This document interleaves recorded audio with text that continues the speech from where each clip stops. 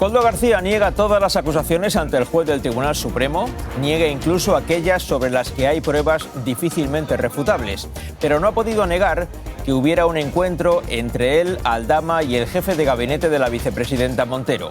Y ha sido llamativa su explicación sobre la gran cantidad de dinero en efectivo que tenía en casa. Dice que es una costumbre familiar.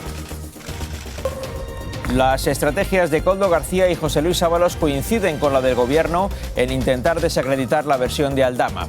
Mañana comparecerá ante el juez Begoña Gómez y justo en esta semana cargada de comparecencias judiciales, Moncloa ha decidido endurecer el castigo a quien difunda bulos en las redes sociales, algo que ocurre desde que existen las redes.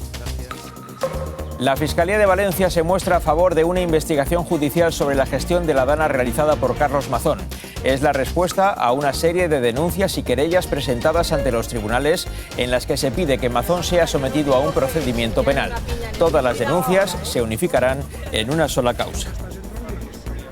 Buenas noches. Y además en Antena 3 Noticias, Ucrania reivindica el asesinato de un importante general del ejército ruso. Ha ocurrido en Moscú. El general Igor Kirillov y su asistente han muerto al estallar un artefacto oculto en un patinete que estaba aparcado en la calle. Kirillov era el responsable de la defensa química y Ucrania lo acusaba de crímenes de guerra.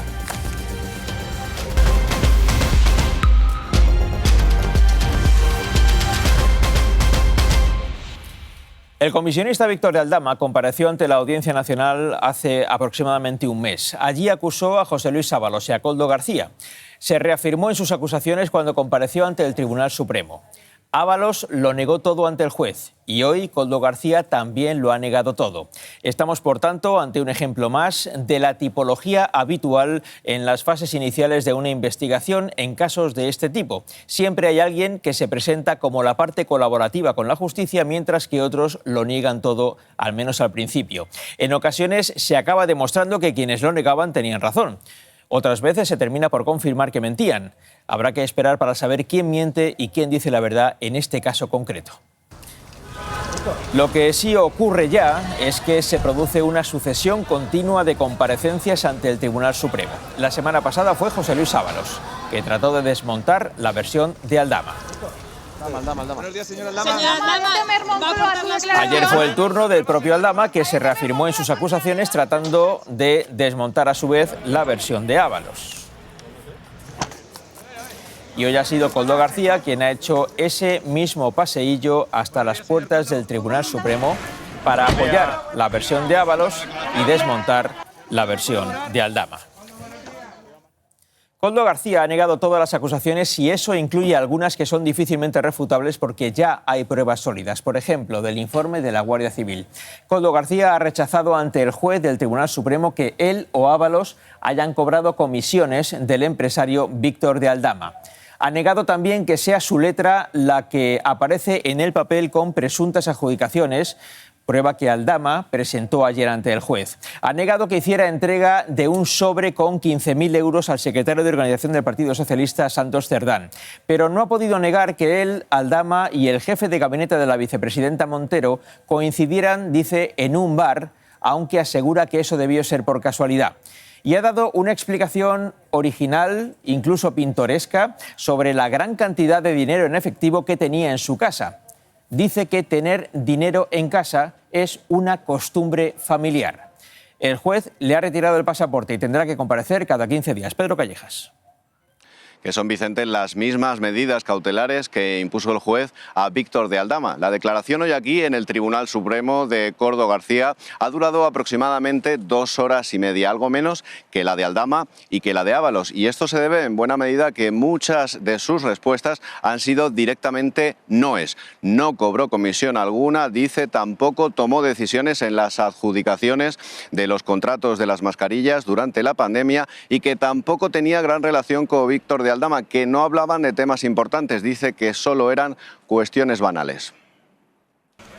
A su llegada al Supremo, Koldo no ha querido hablar con la prensa. ¿Cómo afronta la declaración? Pero dentro sí ha respondido a todas las partes y lo ha hecho para negar la mayor. Dice que ni cobró comisiones, ni le consta que lo hiciera Ábalos y que ninguno de los dos adjudicó los contratos de mascarillas a las empresas de la trama. Las ofertas se envían al subsecretario y a los técnicos. El ministro no se encargaba de esas cosas. Sí admite que llegó a guardar en su casa 37.000 euros en metálico y lo justifica así. Es un hábito familiar. Al igual que hizo Ábalos, Koldo no ha implicado a nadie del gobierno ni del PSOE. Niega que haya entregado un sobre con dinero negro al número 3 del partido, Santos Cerdán, o al jefe de gabinete de la vicepresidenta primera, Carlos Moreno, aunque no descarta que este último haya hablado con el comisionista. No sé si una vez me encontré en un bar con Carlos Moreno y a lo mejor estaba de casualidad Aldama. Preguntado por la exnovia de Ábalos, Jessica, que trabajaba en una empresa pública del Ministerio de Transportes, reconoce que fue contratada a dedo. La confianza era necesaria. Pero sobre el piso de lujo del que disfrutaba Jessica en Madrid, pagado por la trama, Koldo lo justifica diciendo que era un piso para reuniones de la empresa y que le permitían vivir allí. Las declaraciones realizadas estos días muestran una evidente coincidencia de criterio entre José Luis Ábalos, Koldo García y el Gobierno. El objetivo común de los tres consiste en desacreditar el testimonio de Víctor de Aldama al punto de haber escuchado a miembros del Gobierno hablar de Ábalos con una llamativa amabilidad después de haberlo expulsado del Grupo Socialista hace unos meses y después de que el ministro Óscar Puente le hiciera una auditoría inculpatoria. Ahora le hace auditorías exculpatorias y la vicepresidenta Montero asegura que no hay pruebas contra Ábalos. Por algún motivo, Moncloa ha cambiado su estrategia. La nueva versión oficial es que Ábalos ya no es responsable sino víctima y que el único culpable es Aldama. Eso es lo mismo que dice el propio Ábalos, mientras que Koldo García asegura que su superior Ábalos es una gran persona y mejor político. A su vez, Ábalos dice que su superior, Pedro Sánchez, es quizá el presidente español que ha tenido mayor presencia internacional con dominio de idiomas y desde Moncloa se ha devuelto ese favor calificando a los acusados de personas honradas y pidiendo que no se atente contra su honor. Colaborar con la justicia no es acusar sin pruebas, eso es difamar. Y que si tiene pruebas, que las aporte. Y si no las tiene, que deje de ensuciar a gente honrada. Sea por el motivo que sea, Moncloa, Ábalos y Koldo García circulan ahora sí por un mismo carril, cuando desde el Gobierno se trató a Ábalos como un apestado cuando se conocieron los primeros detalles del caso Koldo. No le mencionan por su nombre. Delincuentes confesos. Este señor, delincuentes confesos. Pero en esta investigación prácticamente todas las acusaciones, todas las novedades terminan en él. Aldama. La estrategia de Aldama fuera de disparar rápido. Que no se preocupe el señor Sánchez, que va a tener pruebas. Contra todo y contra todos. El de Santos Cerdán, el Víctor Ángel Torres, la ministra Calviño y con la ministra Montero. Y desde entonces la respuesta del Gobierno se basa en su desacreditación. Un papelito que ha presentado un delincuente confeso. Falsamente y sin pruebas. Pruebas que no solo le pide el Gobierno, lo hace también el otro gran implicado en la trama. ¿Dónde están las pruebas, por favor? El ex asesor de Ábalos, Koldo García, lejos de sumarse a sus declaraciones, Perjudicando a personas, a muy buenas personas. también le resta credibilidad. El 95% no lo ha hecho. Avala hoy todo lo declarado por Ábalos, por el que fue su jefe. No hubo ninguna comisiones. Y eso que él fue en el propio Koldo en quien descargó toda responsabilidad. ¿Cómo se encuentra? Hoy, en un escrito presentado ante el Supremo, trata de desmontar el relato de Aldama y sobre todo defiende a Sánchez y al que era su partido. Nuevo paso en su defensa, buscando un giro en la investigación. Y esta es imagen de esta misma tarde, la salida de prisión de Claudio Rivas, uno de los socios de Víctor de Aldama, investigado en la trama de los hidrocarburos que continúa bajo secreto de sumario. Ha quedado en libertad provisional con medidas cautelares. Koldo García ha respondido a la práctica totalidad de las preguntas que se le han realizado, aunque lo haya hecho a menudo con monosílabos o haya dado explicaciones de difícil verosimilitud. Pero al haber contestado, resulta más significativo que solo haya habido un aspecto concreto en el que se ha negado en redondo a responder. No ha querido decir una sola palabra sobre la nunca explicada visita a España de la vicepresidenta venezolana Delcy Rodríguez. Y no es la primera vez que Koldo García rehúye este extraño episodio. Nunca se ha querido pronunciar sobre lo que pasó aquella noche en Barajas. De hecho, en una entrevista en el diario El Mundo el pasado mes de abril, llegó a decir textualmente que de ese asunto no hablará ni muerto. Es razonable preguntarse qué pasaría aquella noche en el aeropuerto de Barajas para que alguien que estuvo allí, como Koldo García, sea tan rotundo en su negativa a informar sobre lo que ocurrió. Dice que no quiere hablar ni muerto, no lo hizo ante los medios y tampoco lo ha hecho ante un juez del Tribunal Supremo. La estrategia de su jefe Ábalos ha sido bien distinta porque ha dado una docena de versiones que no coinciden entre sí. Y lo mismo ha hecho el Gobierno, que sigue negándose a explicar qué pasó aquella noche y por qué pasó lo que sea que pasara. Quien sí ha dado una única versión es Aldama y lo ha hecho ante la justicia. Lo que sucedió aquella madrugada de enero en Barajas sigue siendo un misterio. Secreto de Delcy. Y las diferentes versiones de quienes en teoría estuvieron no ayudan a aclarar los hechos. Me reuní con el ministro de Turismo. La saludé. El señor Ábalos hizo su deber. El Gobierno negaba conocer la visita, pero la UCO destapó que Ábalos avisó a Sánchez y este respondió con un bien. Me informó. En lo que aún hay más incógnitas es en qué iba a hacer Delcy. Aquí entra Aldama, que reconoce ser el organizador del viaje y asegura que la vicepresidenta venezolana tenía prevista una reunión con la fiscal general y otra con varios miembros del Gobierno. Pero antes de aterrizar, hay un cambio de planes. Se me llama para decirme que llame al avión y diga que dé la vuelta. Según Aldama, en ese momento acuden al aeropuerto. Él y Ábalos llegan a subir al avión. Koldo espera en la pista de aterrizaje y Delcy amenaza a Ábalos. Que ella no iba a ser detenida y sobre todo que llamara al presidente para decirle que arreglaran esta situación. Pero el exministro niega toda la versión de Aldama, se escuda en las sentencias y en la declaración del excomisario de Barajas. Esa persona no subió al avión. Koldo no da detalles. No hablo de ese tema. Solo respuestas enigmáticas. Que se benefició muchísimo a España. La única coincidencia en las versiones es que las maletas de Delcy no tenían oro. Y hasta ahí llegan las coincidencias y, como acaban de escuchar, Koldo García no habla de ese tema. Luego hay otro episodio interesante en el que existen discrepancias. Aldama acusa al jefe de gabinete de la vicepresidenta Montero de haber cobrado comisiones. Montero no solo lo niega, sino que ha declarado de forma reiterada que pone la mano en el fuego por su subordinado. Hoy Koldo García no ha podido negar ante el Tribunal Supremo que él, Aldama y el jefe de gabinete tuvieron al menos un encuentro, pero la vicepresidenta en el Senado ha vuelto a cargar contra quien acusa, que es Aldama. Este señor está mintiendo en sus declaraciones en los juzgados y lo está haciendo por una política de defensa personal y propia y por tanto no aporta ninguna prueba, solamente hace infundio, cuenta mentiras. El caso de Aldama es una excepción a la normativa aprobada por el Gobierno hace apenas mes y medio para proteger a los delatores en casos de corrupción. El ministro Bolaños dijo entonces que quien colabora con la justicia tiene el apoyo del Gobierno. Ese mismo día, el Consejo de Ministros indultó al delator del caso Gürtel, que acabó con una sentencia condenatoria contra el PP y sirvió como motivo para que Pedro Sánchez presentara una moción de censura que lo llevó al poder allá por el año 2018. Hoy la Audiencia Nacional ha concedido la libertad condicional al protagonista de otro caso de corrupción del PP, a Luis Bárcenas. Ya ha cumplido 2/3 partes de su condena y el juez estima que está arrepentido. Bárcenas ha pagado la responsabilidad civil en su totalidad por valor de 4,5 millones de euros. Bárcenas empezó negándolo todo, pero después decidió confesar. Y hasta hoy. Además de la declaración de ayer de Víctor de Aldama en el Tribunal Supremo, también salió a la luz una nueva fotografía del propio Aldama en la sede del Partido Socialista. La imagen fue tomada en marzo de 2019 y la publicó El Confidencial. Se ve al comisionista sentado junto a Ábalos, que era entonces el principal colaborador político de Pedro Sánchez. Y al otro lado de la mesa estaban varios dirigentes de la oposición venezolana. Al fondo, de pie, se ve a Koldo García. Hoy, la portavoz del Gobierno ha venido a dar normalidad a un hecho como ese.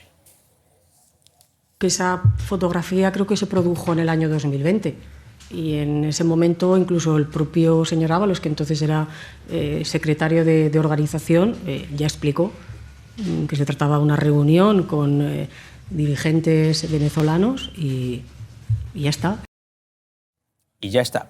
El comisionista Aldama estaba con Ábalos en una reunión de ese tipo en la sede del Partido Socialista, pero no parece que tenga mayor importancia según Moncloa.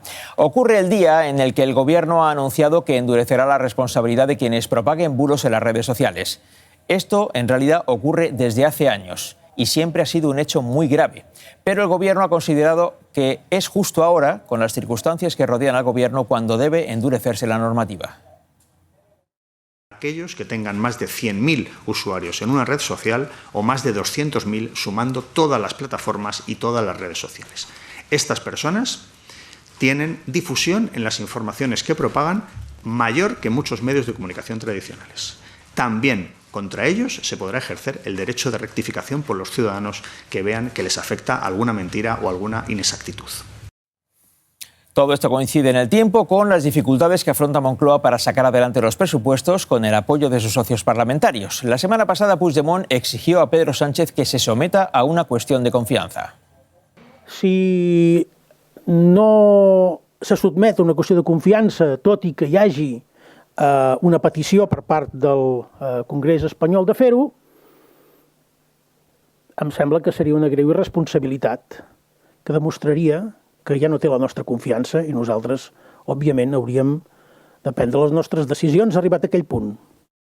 Ese órdago de Puigdemont ha llegado hoy al Congreso después de un informe en el que los letrados de la Cámara no ven impedimento legal para que se pueda debatir y votar sobre una cuestión de confianza del presidente del Gobierno. Pero PSOE y Sumar han optado por repetir su táctica de otras veces. Cuando un debate parlamentario puede resultar incómodo para Moncloa y hay amenaza de que el Gobierno pierda la votación, lo que hacen es ganar tiempo aplazándolo sin fecha. Lucía González. Ganan al menos unas semanas porque ya hasta enero no se volverá a reunir la mesa. Dicen que es una decisión importante, que sienta precedentes jurídicos y técnicos y que por eso prefieren tomárselo con calma. Ahora mismo no descartan nada, ni que salga adelante ni que no, y lo que hace el PSOE con esta maniobra es ganar tiempo, no empeorar aún más su relación con Junts, y parece que de momento, al menos en el corto plazo, consiguen esquivar el golpe porque los de Puigdemont ni se quejan ni dicen que les parece mal. A pesar del visto bueno de los letrados, hay un informe de 14 folios que no solo es extenso, sino profundo en sus contenidos. Así justifican su decisión porque con su mayoría en la mesa, Buenos días, PSOE y Sumar congelan la cuestión de confianza planteada por Junts. Nos parece una decisión muy prudente. Está bien que se estudie. Por ahora, sin nueva fecha, el Gobierno la da por descartada. Entendemos que no ha lugar para esta cuestión de confianza. Aunque en caso de prosperar, los socios de Sánchez le reiteran su apoyo. No apostamos por una moción de confianza. No estamos en esas. Con la iniciativa de Puigdemont paralizada, otro paripé en esa acción chantajista, la oposición habla de maniobra. El PSOE ha torpedeado claramente la admisión de esta iniciativa a la mesa y ellos sabrán por qué. Porque con la vista puesta en los presupuestos, este Gobierno mantiene el optimismo y sobre todo la perseverancia. Moncloa gana tiempo para cumplir unos compromisos. La pelota está en el tejado del Partido Socialista, que empiezan a acelerar. Puigdemont incrementa la presión sobre el Gobierno y en medio de ese desgaste hoy ha vuelto al Congreso una de las votaciones que los independentistas hicieron precisamente perder a Moncloa. Esther Vaquero. Sí, es una proposición de ley para regular los alquileres vacacionales. Hace unos meses Junts se negó a debatir siquiera esa propuesta, pero hoy han aceptado hacerlo. Volvemos al Congreso, Lucía. Votan que sí al primer paso, pero nada más. Dejan claro que acceden a debatir, a hablar, a que se tramite la ley, pero que eso no implica que al final terminen votando que sí. Y a pesar de eso, de que no están garantizados sus apoyos y que por lo tanto no está garantizado que esta iniciativa salga adelante, tampoco ha salido gratis, porque a cambio se han implementado medidas que dan más competencias autonómicas para Cataluña en materia de vivienda. Independentistas es el impulso del catalán en la Unión Europea. Pretenden que sea reconocido como lengua cooficial, algo que no han conseguido hasta el momento. Hoy el ministro Álvarez ha vuelto a llevar su petición a Bruselas y ya van unas cuantas veces. Guillermo Pascual. Pues hoy, Vicente, nueva ofensiva del departamento que dirige el ministro Álvarez para conseguir que esa petición de que el catalán sea lengua oficial de la Unión Europea no caiga en el olvido. Hoy ha sido el secretario de Estado el que se ha reunido con el gobierno polaco, ya que Polonia va a ostentar a partir del 1 de enero la presidencia rotatoria de la Unión. Vemos mucho trabajo diplomático empleado, aunque la realidad es que a día de hoy este tema continúa guardado en un cajón del Consejo Europeo. España no cesa en su ambición de defender el reconocimiento de las lenguas oficiales en España, reconocidas por la Constitución. Defendemos que se reconozca lo que dicen muy claramente los tratados. Los tratados dicen que la Unión respetará la diversidad lingüística y que la Unión respetará la identidad nacional. El Banco de España mantiene los pronósticos que ya hizo en septiembre sobre la inflación de este año y el que viene, pero mejora 3 décimas su previsión de crecimiento. Y eso a pesar del impacto negativo que tendrá la DANA, 2 décimas en el Producto Interior Bruto en el cuarto trimestre, pero será algo temporal. El Gobierno ha anunciado hoy que pedirá fondos a Bruselas para la reconstrucción de las zonas afectadas.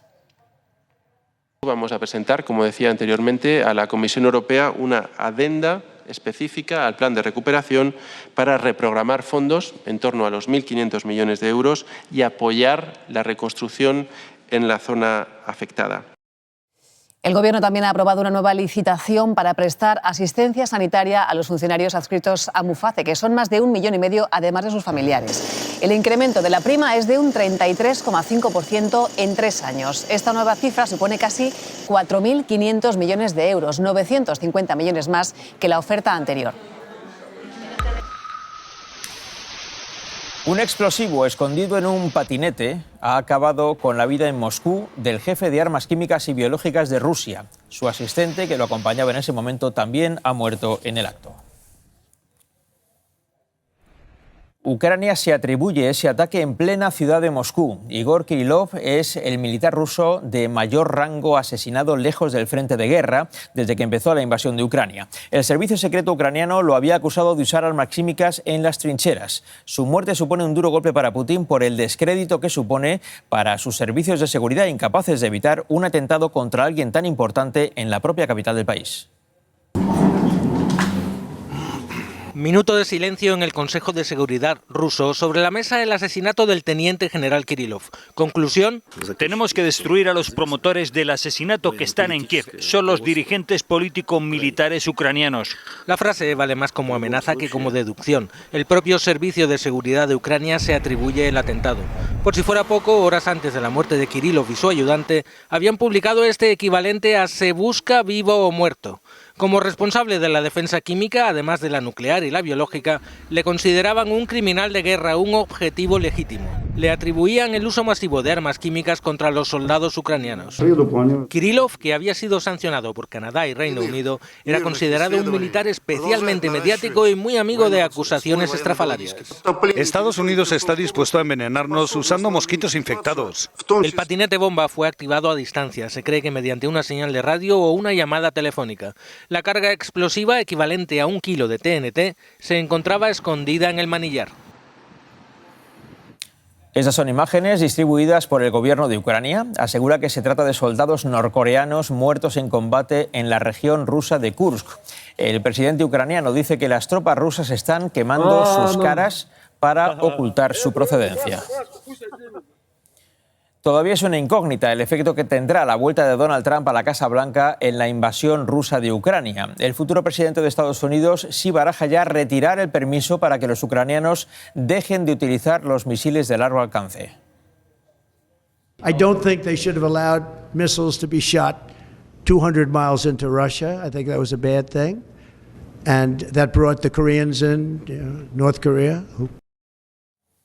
La victoria de Donald Trump en las elecciones no ha acabado con todos sus problemas judiciales. El juez que lo condenó por sobornos a la actriz Stormy Daniels acaba de denegarle la inmunidad presidencial. Vamos a Nueva York, José Ángel Abad. Vicente, este es el único tribunal que ha condenado criminalmente a un presidente de Estados Unidos. Fue en mayo, tras la victoria electoral de Trump. La sentencia ha quedado aplazada al menos hasta que él abandone la Casa Blanca, pero además ahora esperaba Trump anular completamente esa condena y poder empezar su mandato habiendo dejado atrás todos sus problemas judiciales. Y lo ha conseguido en todos los casos, menos en este. En su primera rueda de prensa tras las elecciones, Trump reconocía: una de las grandes diferencias entre mi primer mandato y este es que antes todo el mundo se enfrentaba conmigo y ahora todo el mundo quiere ser mi amigo. Pero hay una excepción, el juez Merchan. En mayo, un jurado condenó a Trump por fraude en los pagos a la ex actriz porno Stormy Daniels. Luego él apeló acogiéndose al principio de que los presidentes tienen inmunidad. El juez alega ahora que eso solo es para actos oficiales y Trump explota: es una orden completamente ilegal y psicótica de este juez profundamente corrupto, tendencioso e incompetente. Trump puede aún apelar de nuevo y mientras anuncian más demandas a un periódico de Iowa por una encuesta desfavorable hacia él, a la cadena CBS por cómo editó una entrevista con Kamala Harris y al comité de los Pulitzer por premiar al New York Times. Trump ha ganado una demanda a la cadena ABC Noticias por asegurar que Trump había sido condenado por violación en vez de mencionar abuso sexual y difamación. La policía identifica a una adolescente de 15 años como la autora del tiroteo en un instituto de Wisconsin, en Estados Unidos. La joven, una estudiante del centro, mató a una alumna y a un profesor. Otras 6 personas resultaron heridas. Se desconocen los motivos de la autora, que se quitó la vida antes de que llegase la policía. El Parlamento Europeo entrega el premio Sájarov al líder opositor venezolano Edmundo González. La presidenta de la Eurocámara ha elogiado sus esfuerzos incansables para restaurar la libertad y la democracia en Venezuela. Es un premio compartido con María Corina Machado, que no ha podido estar en Estrasburgo porque no puede salir de Venezuela. Aumenta la presión para que el príncipe Andrés haga públicas sus finanzas. Se quiere saber cómo mantiene un palacete con 30 habitaciones que comparte con su exesposa Sarah Ferguson. La polémica surge después de que se haya conocido su estrecha amistad con un supuesto espía chino.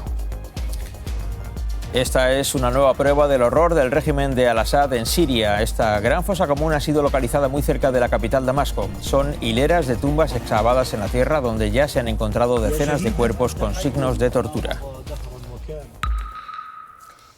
La Fiscalía apoya que se investigue la posible responsabilidad penal del presidente de la Generalitat Valenciana por la gestión de la Dana, pero pide que se instruya la causa en un juzgado y solo sea elevada al alto tribunal si hay indicios contra el presidente. Desde el Partido Popular no ven casual que el Ministerio Fiscal se pronuncie precisamente la semana en la que se suceden las declaraciones de los casos de corrupción que acechan al PSOE. Entre los vecinos afectados por la Dana preocupan ahora los incendios desatados en los solares donde se acumulan residuos y coches. Han sido 2 en solo 48 horas. El último en la localidad de Catarroja. Carlos Villán. Sí, el incendio está extinguido, han ardido unos 50 vehículos y todo apunta a que se origina con la explosión de una batería. Como este, hay 40 vertederos y 60 cementerios de coches, todos en zona urbana, con la insalubridad y el riesgo que conllevan para las viviendas cercanas. Se han retirado ya 400.000 toneladas de residuos, pero esta que ven 50 días después es la imagen real. Los vecinos tienen miedo a nuevos incendios y piden soluciones urgentes. Montañas de coches calcinados, así ha quedado este solar de Catarroja. El fuego se propagó con mucha rapidez. Un fallo de una batería y a partir de ahí empezó el incendio. Y los bomberos tuvieron que emplearse a fondo para apagarlo. Y estábamos todos súper preocupados porque, claro, las viviendas están aquí. El ayuntamiento ya avisó de que esto podía ocurrir. Está en el núcleo urbano, en el área industrial, al lado de viviendas. ¿Qué más tiene que pasar? Y los vecinos piden que alejen estos cementerios de coches de sus casas. En todo lo que hemos pasado solamente nos faltaba esto. Porque temen por su seguridad. En este solar solo, que hay varios, pueden haber cerca de 5.000 vehículos. Da miedo. Los vehículos se retiran a cuentagotas. Pues está siendo, yo creo, lo más rápido que se puede ser. Depende de los ayuntamientos. Pero los alcaldes dicen que no tienen medios suficientes. Y que vuelquen todos los recursos de toda España para venir a retirar esos vehículos. El incendio de este otro vertedero de muebles en Alberic sigue activo. En principio hay muchos indicios de que pueda haberse sido provocado y eso pues es muy lamentable. Aunque ya está controlado. El cantaor Diego El Cigala ha sido condenado a 2 años y 1 mes de prisión por varios delitos de malos tratos cometidos sobre su expareja. 2 de esos episodios ocurrieron en hoteles y otro más en el domicilio donde convivía la pareja. La jueza también prohíbe al artista acercarse a menos de 200 metros de la víctima durante 2 años. En Cartagena, un hombre de 47 años ha matado a su mujer 10 días después de que terminara la orden de alejamiento que tenía sobre ella. Él mismo ha confesado los hechos ante la policía. Contra el maltrato. Tolerancia cero. Esta imagen captada por Google Maps podría haber sido clave para esclarecer un crimen ocurrido en una localidad de Soria. Un hombre oculto en una enorme bolsa de plástico en un maletero supuestamente traslada el cadáver del marido de su amante. La policía encontró el cuerpo de la víctima descuartizado en un cementerio próximo. Los 2 sospechosos están detenidos. Desarticulada en Cádiz una banda dedicada a proporcionar logística a narcotraficantes. Estaba liderada por un clan familiar encargado de financiar y suministrar víveres y gasolina a narcolanchas de hachís. 15 personas han sido detenidas. En Zaragoza, una niña de 12 años ha muerto atropellada por un tranvía. Ha ocurrido en una zona próxima a varios colegios. La policía ya ha pedido las grabaciones de las cámaras de seguridad del convoy para aclarar las causas de ese accidente. Un robo de cable está provocando desde esta mañana retrasos en la línea de alta velocidad entre Madrid y Andalucía y también en los servicios de media distancia entre la capital y Toledo. Adif ya ha informado de que la avería no se podrá reparar hasta la madrugada. Piensa en mí. Cuánto sufras. Es una de las escenas más recordadas de nuestro cine. Marisa Paredes, en Tacones lejanos, nos conmovía, como tantas veces hizo a lo largo de su carrera. Hoy ha muerto a los 78 años. Cuando quieras. Marisa Paredes actuó en más de 70 películas, hizo mucho teatro y ganó innumerables premios. Fue además presidenta de la Academia del Cine. Hoy muchos artistas han querido dedicarle su homenaje. Pocas actrices han sabido llorar y hacernos llorar como ella. Esta noche te vas de veras. Amar con pasión. Te suplico que me des al menos 24 horas. Y también con rabia. Y fue con él, con Pedro Almodóvar, con quien alcanzó el cenit precisamente como Chica Almodóvar. Tengo dificultad para asimilar que realmente Marisa ha muerto. Pero Marisa Paredes hizo más de 70 películas, hizo y besó mucho teatro. Una actriz, nos cuentan, sencilla a la hora de trabajar. Entendía muy bien cada cosa que le pedía.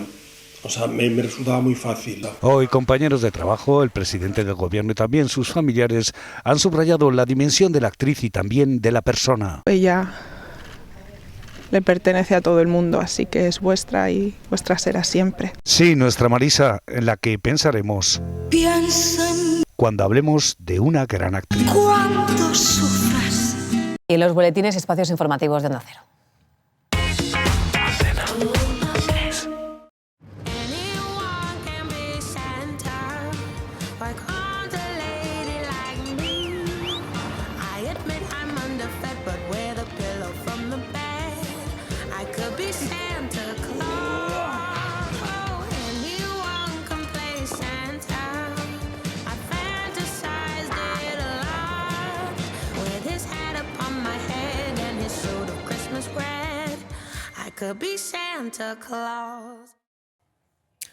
La semana pasada compareció Ábalos, ayer lo hizo Aldama, hoy lo ha hecho Koldo García, mañana lo hará la esposa del presidente del gobierno Begoña Gómez y el viernes su asesora en Moncloa.